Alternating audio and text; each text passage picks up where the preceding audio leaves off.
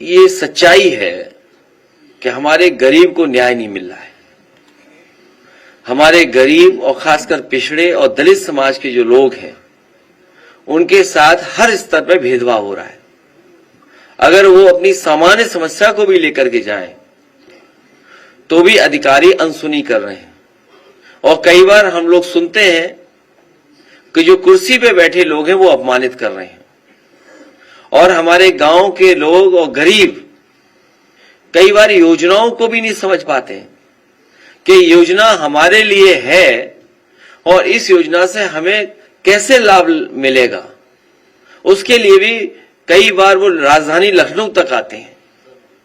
मैं अपने तमाम दलित भाइयों को, पिछड़ी जाति के, गांव के गरीबों को भरोसा दिलाना चाहता हूं कि जिस तरीके से फोन करने पर गांव में एम्बुलेंस आती थी, फोन करने पर आपकी पुलिस आपकी मदद करने के लिए इंतजाम किया था, इसी तरह फोन करने पर आपको जानवर नहीं ले जाना था अस्पताल, बल्कि जानवर वाले अस्पताल वाले डॉक्टर आपके गांव आकर के इलाज करते थे।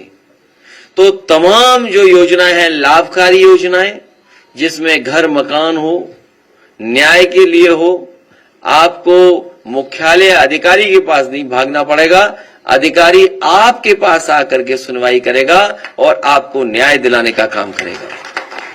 ये केवल जब मोदी जी के नेतृत्व में वेलफेयर की स्कीम सबका साथ और सबके विकास की भावना के साथ आगे बढ़ रही है, तब बांटने वाले लोग फिर जातीय आधार पर, क्षेत्र और भाषाई आधार पर बांटने की कुछ चेष्टा कर रहे हैं। भारत और सनातन धर्मावलंबियों को खास तौर पर इससे सावधान रहना होगा। अब ये किससे सावधान रहेंगे? आप सोचिए ना, अब किससे सावधान रहेंगे? ये सच्चाई है कि हम सब लोग, पीडीए परिवार के लोग और देश की 90% आबादी इस जनगणना के पक्ष में, जातीय जनगणना के पक्ष में। ये पहला कदम है,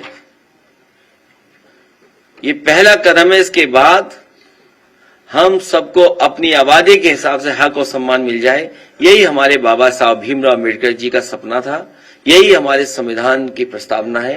हमें उम्मीद है कि जितना हम लोग आगे बढ़े हैं, मिलजुल करके एक साथ पीडीए के साथ खड़े हुए हैं, आने वाले समय में उसमें भी हम लोग कामयाब होंगे। इंटरनल सिक्योरिटी, बॉर्डर सिक्योरिटी बड़ा इशू है, वो रहेगा। जाति जनगणना एक बहुत लंबी लड़ाई के बाद हम लोग यहां पहुंचे हैं और अभी बहुत लंबी लड़ाई लड़नी पड़ेगी, तब हक और सम्मान मिलेगा। कि समाजवादियों के विजन पे ही आगे ये सरकार और ये पार्टी बढ़ रही है।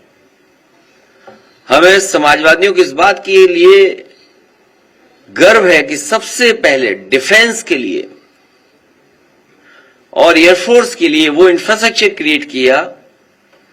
इमरजेंसी के समय पर अगर आपके हाईवे को इस्तेमाल करना चाहेंगे तो हाईवे इस्तेमाल हो जाएगा और हाईवे में ट्रैफिक भी चलता रहे, वो व्यवस्था की थी और उसी को अपना करके अब आगे बढ़ा रहे हैं।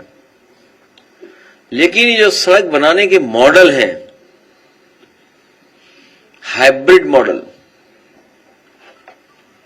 जो लोग हाईवे, एक्सप्रेसवे बना रहे हैं, जिस मॉडल से बना रहे हैं, हम लोग भी उसी मॉडल से बनाएंगे। मैंने बहुत लंबा लिखा था इस पर और इसलिए कहा था कि ये जो हमारे ट्रेडिशनल बड़े बड़े चैनल हैं, इनके दर्शक कम हो रहे हैं। ये जो बड़े बड़े चैनल हैं, कारण कुछ भी हो सकता है। और इधर हम लोग देख रहे हैं कि यूट्यूबर्स बहुत लोकप्रिय हो रहे हैं, बहुत लोकप्रिय हो रहे हैं, उनके फॉलोअर्स, व्यूअर्स बढ़ रहे हैं। इसीलिए सरकार दबाव बना रही है।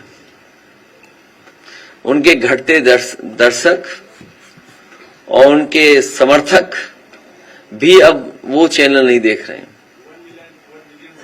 वो समर्थक जो है वो दूसरे चैनल देख रहे हैं, क्योंकि वो सच्ची खबरें हैं। और लोकतंत्र डेमोक्रेसी और बाबा साहब भीमराव अम्बेडकर संविधान हमें अधिकार देता है कि हम सवाल पूछें। अगर हम सवाल पूछते हैं तो सरकार घबरा क्यों रही है? न पहले हम उलझे थे, न अभी कोई फंसा सकता हम लोगों को। इंडिया गठबंधन आगे बढ़ेगा। पहला सवाल बहुत सीरियस है और बहुत महत्वपूर्ण है, क्योंकि जिस तरह का सरकार का व्यवहार है, जो आसमान में तलवार घुमाए उन पे कोई कार्रवाई नहीं, वो जान को मारने की धमकी दें उसके लिए कोई कार्रवाई नहीं, अगर हम पीड़ित दुखी परिवारों से मिलना चाहें, राजीव लाल सुमन जी हमारे जा रहे थे मिलने, आप मिलने नहीं देना चाहते हो। और जब से कम्युनल पॉलिटिक्स को खत्म किया है समाजवादियों ने और इंडिया गठबंधन से, और जिस तरह का भारतीय जनता पार्टी का लगातार वोट का ग्राफ नीचे जा रहा है, उससे वो घबराए हुए हैं। वो अपने समर्थकों को, कट्टर समर्थकों को एकजुट रखने के लिए कभी मदरसों पे कार्रवाई, कभी माइनॉरिटीज पे कार्रवाई, कभी वक्फ बिल लाना, ये जो नफरत की राजनीति वो अपने वोट को संभालने के लिए कर रहे हैं। नक्शा पास है कि नहीं है, ये पुलिस का काम नहीं है। आखिरकार बनने किसने दिया, बन कैसे गया? अगर नक्शा पास नहीं है तो एक व्यवस्था है कि वो नक्शा पास कराएंगे, कंपाउंडिंग है, बहुत सारे तरीके हैं, लेकिन क्योंकि उन्हें चिन्हित किए हैं, मैं आपसे कह रहा हूं कि सबसे ज्यादा इलीगल हाउसेस अगर किसी के तो भारतीय जनता पार्टी के इलीगल हाउसेस, और इलीगल कंस्ट्रक्शन अगर किसी ने किया, जमीनें सबसे ज्यादा रजिस्ट्रियां किसने कराई? भारतीय जनता पार्टी के लोगों ने। आप देखिए कि अधिकारी का ईमान देखिए, एक अधिकारी का ईमान कितना अच्छा, हमने तो अखबार में पढ़ा कि उसने अपने नाम पर एक भी फ्लैट नहीं रखा। एक अधिकारी लापता है, अंडरग्राउंड है, वो मुख्यमंत्री आवास में है। तो ये जो कम्युनल पॉलिटिक्स खत्म हुई है, समाजवादियों ने और पीडीए ने कम्युनल पॉलिटिक्स खत्म की, इसलिए ये जानबूझ करके अन्याय कर रहे हैं। दूसरा सवाल जो आपने कहा कि सड़क के ऊपर सड़क, ये भ्रष्टाचार का रास्ता है। ये जो अर्बन प्लानिंग है, ये भारतीय जनता पार्टी के लोग जानबूझ करके पैसा कमाने के लिए बस सड़क के ऊपर सड़क बना दे रहे हैं। पानी कहां जाएगा पता नहीं, लेकिन हमें ये पता है कि अभी एक पत्रकार वार्ता में, एक बड़े चैनल के उसमें मैं गया था, मैंने उनसे रिक्वेस्ट की है कि एक फ्लोटिंग शिखर सम्मेलन करिए। गोरखपुर से अच्छी जगह कोई नहीं हो सकती। महीना 2 महीने बाद पानी भर जाएगा, तो उसमें फ्लोटिंग शिखर सम्मेलन बड़ा अच्छा इसलिए हो रहा है क्योंकि भारतीय जनता पार्टी की कम्युनल पॉलिटिक्स का खात्मा हो रहा है। लोग बेरोजगारी पे सवाल पूछ रहे हैं, लोग महंगाई पे सवाल पूछ रहे हैं, लोग इन्वेस्टमेंट पे जानना चाहते हैं, किसान की आय 2 गुनी नहीं हुई है। तो उनके पास वही कम्युनल रास्ता बचा है, नफरत का रास्ता बचा है। इसीलिए जानबूझ करके प्रोपेगेंडा भी यही करते हैं वो, और लोगों को गुमराह भी यही करते हैं। जो नैनीताल में हो रहा है वो इस सोच की वजह से हो रहा है, जहां यहां से सवाल आया था। हिटलर के जमाने में केवल एक प्रोपेगेंडा अधिकारी होता था, मिनिस्टर। ये तो सरकार पूरा झूठा प्रोपेगेंडा करती है, पूरा का पूरा।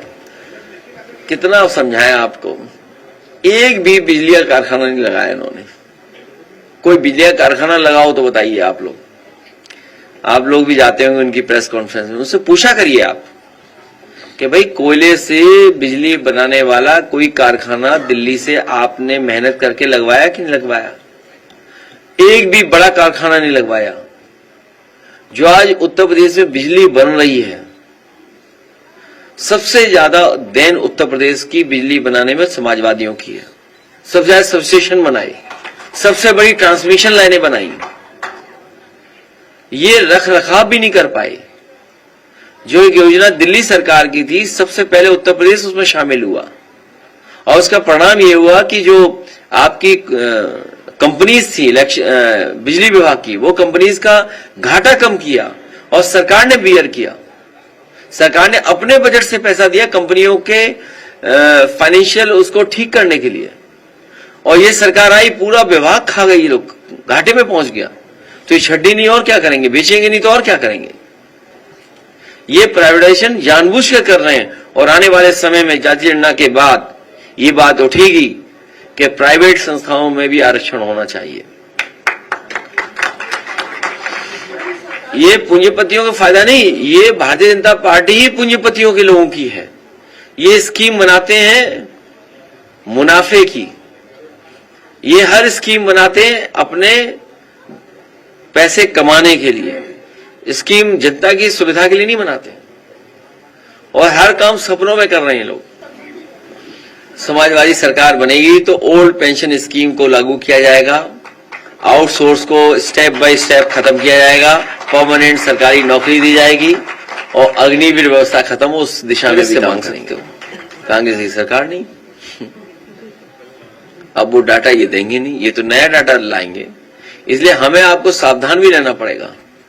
जिस तरह की ये चुनावी धांधली करते हैं, ये जो चुनावी धांधली करते हैं, इनके लोग पकड़े गए सीसीटीवी पर, बैलेट गड़बड़ कर रहे थे, अभी बंदूक लगा करके वोट छीन लिया, अपने अधिकारी लगा करके वोट नहीं डालने दिया, अपने लोगों से 3-3, 4-4 वोट डलवा दिए। तो जिस तरह ये इलेक्शन में धांधली करते हैं, उससे भी सावधान रहेगा, कहीं ये जनगणना में धांधली न करें। इसीलिए हम राजभर समाज के लोगों को बुलाएं और उनसे समर्थन सहयोग मांगे, और ये लोग और हम लोग मिलकर के भारतीय जनता पार्टी की 403 सीटों पे 420 ही नहीं चलने देंगे। हम सब लोग मिलकर के भारतीय जनता पार्टी की 420 को रोकने का काम करेंगे।